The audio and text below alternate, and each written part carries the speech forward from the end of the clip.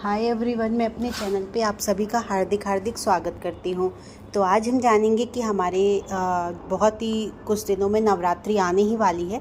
सभी को नवरात्रि की हार्दिक शुभकामनाएं। जय माता दी। तो आज हम जानेंगे कि नवरात्रि की संपूर्ण जानकारी क्या है, एक्चुअली नवरात्रि क्यों मनाया जाता है, उसका महत्व क्या है।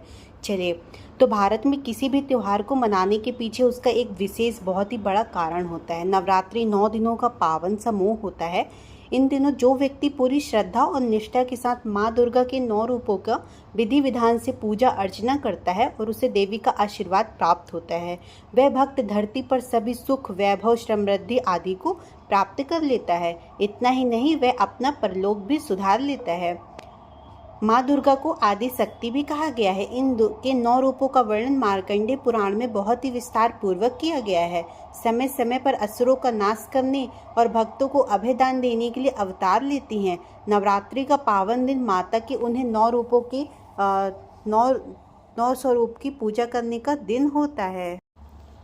मान्यता के अनुसार वर्ष में नवरात्रि 4 बार मनाया जाता है। एक चैत्र नवरात्रि, एक आषाढ़ नवरात्रि, एक अश्विन नवरात्रि और एक माघ नवरात्रि। मुख्य रूप से भारत में चैत्र नवरात्र और शारदीय नवरात्रि ही मनाए जाते हैं, जिसे हम चैत्र नवरात्रि को रामनवमी और शारदीय नवरात्रि को महानवमी के नाम से जानते हैं।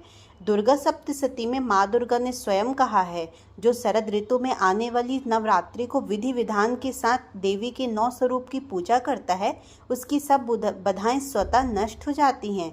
वह इस पृथ्वी पर धन, वैभव, पुत्र आदि को प्राप्त करता है। उसे मेरा आशीर्वाद अवश्य प्राप्त होता है। वह मनुष्य इस पृथ्वी पर भय मुक्त श्रेष्ठ मानव का जीवन यापन करता है। बंगाल में दुर्गा पूजा का बहुत ही महत्व है। देखिए, पूरे भारतवर्ष में शारदीय नवरात्रि की पूजा का बहुत ही विशेष प्रबंध किया जाता है। जगह जगह पर माँ दुर्गा का पंडाल लगाया जाता है और पूरे विधि विधान के साथ पूजा की जाती है। विजयादशमी के दिन पूरे धूमधाम और उत्साह के साथ माँ दुर्गा की मूर्ति को उठाया जाता है। बंगाल की संस्कृति में दुर्गा पूजा का और भी महत्व बढ़ जाता है, क्योंकि इस संस्कृति से जुड़े लोग माँ दुर्गा की पूजा बेहद उत्साह पूर्वक ढंग से करते हैं। विजयादशमी के दिन गुलाल और रंग के साथ होली खेलते हैं तथा अपने सगे संबंधी मित्रजनों को शुभकामनाएं भेंट करते हैं। यह एक अनूठा दृश्य होता है जो केवल बंगाल की संस्कृति में देखने को मिलता है। त्रेता युग में जब रावण से निर्णायक युद्ध आरंभ हुआ था, तब प्रभु जी ने राम ने भक्त शक्ति की उपासना की थी। इस उपासना से उस देवी को शक्ति प्राप्त हुई थी। इस शक्ति के प्रभाव से उन्होंने रावण का संहार किया था। शारदीय नवरात्रि का पूजन प्रभु श्री राम ने मनुष्य रूप में किया था। जो भी मनुष्य पूरे विधि विधान और सच्ची निष्ठा के साथ देवी शक्ति का आवाहन करता है, उसे वह शक्ति अवश्य प्राप्त होती है। नवरात्रि के दिनों में माँ दुर्गा के 9 रूपों की पूजा की जाती है। स्वयं भगवान शिव शंकर ने माता पार्वती को बताया था।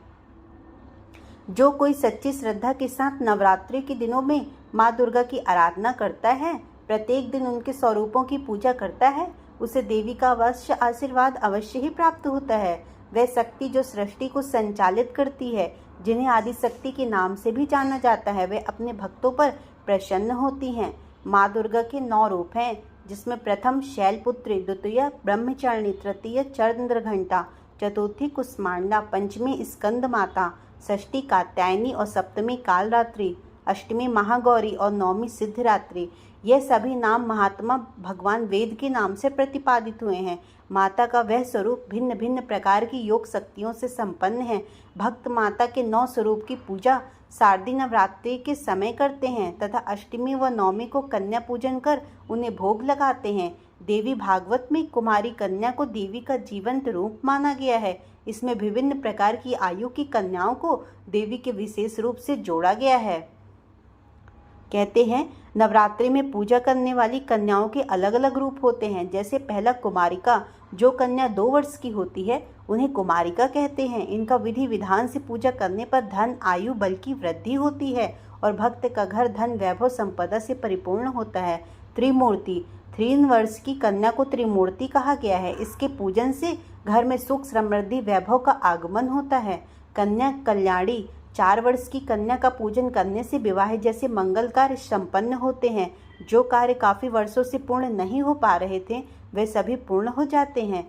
रोहिणी 5 वर्ष की कन्या को रोहिणी माना गया है। इनकी विधि विधान से पूजा करने पर स्वास्थ्य लाभ होता है। घर में सभी निरोगी रहते हैं तो कभी भी असाध्य रोग उनके पास नहीं आता है। कालिका 6 वर्ष की कन्या को कालिका कहते हैं। इनकी विधि विधान के साथ पूजा करने से शत्रु का नाश हो जाता है। कितना ही घोर शत्रु क्यों न हो, उसे मुक्ति प्राप्त हो जाती है। शास्त्रों में कालिका पूजन का विस्तार से वर्णन है। सांभवी 8 वर्ष की कन्या को सांभवी माना गया है। इनकी पूजा करने से दुख दरिद्रता का नाश होता है। घर में धन वैभव का भंडार लगता है। साधक को दीर्घ आयु एवं निरोगी काया प्राप्त होती है। दुर्गा 9 वर्ष की कन्या को दुर्गा माना जाता है। इनकी विधि विधान से पूजा करने से असाध्य रोग का नाश होता है और कठिन से कठिन कार्य की सिद्धि प्राप्त होती है। इतना ही नहीं, वह इस पृथ्वी पर दीर्घायु होते हैं। मृत्यु के उपरांत उन्हें देवलोक प्राप्त होता है। सुभद्रा 10 वर्ष की कन्या को सुभद्रा का स्वरूप कहा जाता है। इनकी पूजा से मोक्ष की प्राप्ति होती है। वह संसारिक बंधनों से मुक्त हो जाता है। शास्त्रों में भारतीय संस्कृति प्राचीनतम संस्कृति में से एक है। यहाँ सभी का सम्मान होता है। भारतीय संस्कृति की एक ऐसी संस्कृति है जिसमें निर्जीव की पूजा का ही विधान है, तभी यहाँ पाषाण की पूजा की जाती है। आदिकाल में मनुष्य इंद्र, सूर्य, चंद्रमा जैसे देवताओं की पूजा उत्साहपूर्वक किया करते थे। आज देवी देवताओं के विभिन्न स्वरूपों की पूजा की जाती है। शास्त्रों में कन्या पूजन का विशेष महत्व है। कन्या को देवी शक्ति का जीवंत रूप माना गया है। देवी भागवत में इनका विस्तृत रूप से वर्णन भी मिलता है, जिसमें विभिन्न प्रकार की आयु की कन्याओं को देवी का स्वरूप माना गया है। आधुनिक समय में कन्या पूजन का महत्व और भी बढ़ जाता है, क्योंकि मानव आज के परिवेश में कन्या तथा देवी शक्ति को भूलता जा रहा है।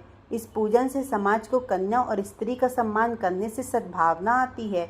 इसके माध्यम से जन सामान्य तक स्त्री के सम्मान की शिक्षा को पहुंचाया जाता है, जिसमें धार्मिकता का बंधन होता है। इस प्रयत्न से निश्चित रूप से देवी शक्ति को समझने और उसे अपने जीवन में अपनाने का ज्ञान प्राप्त होता है। कोई भी अधर्म करने के पूर्व इस शिक्षा से अवश्य ही डरता है और अधर्म करने से स्वयं को रोक पाने में सक्षम होता है।